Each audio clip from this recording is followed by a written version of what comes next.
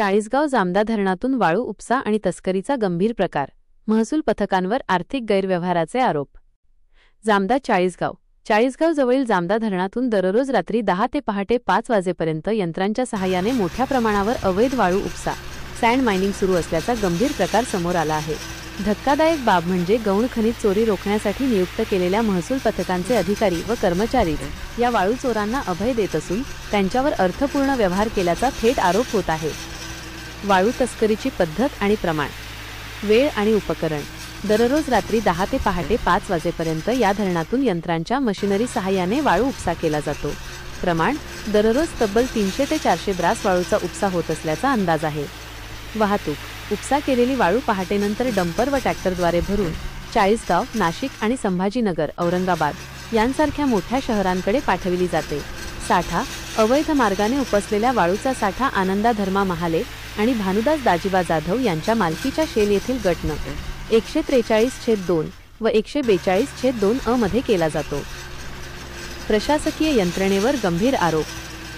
या भागातील वाळू चोरी आणि तस्करीशी संबंधित व्यक्तींची नावे स्थानिक प्रशासनाला ज्ञात असतानाही कारवाई होत नाही। महसूल कर्मचारी आणि मेहुणबारे पोलीस स्टेशनला या गैरप्रकाराची संपूर्ण माहिती आहे, तरीही पथक गौण खनिज चोरीला प्रतिबंध करत नाही।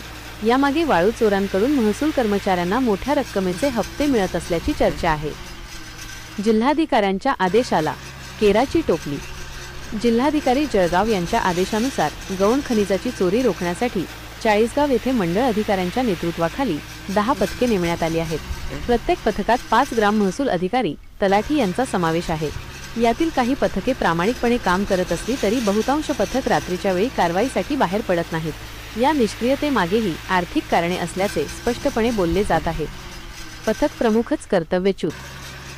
शुक्रवारी रात्री 10 वाजेनंतर जामदा धरणातून उपसा झालेली वाळू घेऊन जवळपास 7 ट्रॅक्टर आणि 4 डंपर वाहतुकीसाठी निघाले होते। या गैरप्रकाराची माहिती देण्यासाठी वाळू चोरी प्रतिबंधक पथकाचे प्रमुख आणि तळेगाव विभागाचे मंडळ अधिकारी ज्ञानेश्वर माळी भ्रमणध्वनी क्र. 9923153687 यांना फोन केला असता त्यांनी फोन उचलला नाही। अधिक चौकशीअंती माळी यांच्या नेतृत्वाखालील पथक कर्तव्यावर गेलेच नव्हते अशी माहिती मिळाली। येथे कुंपणच शेत खात आहे अशा शब्दांत प्रामाणिक अधिकाऱ्यांनी आपली खंत व्यक्त केली।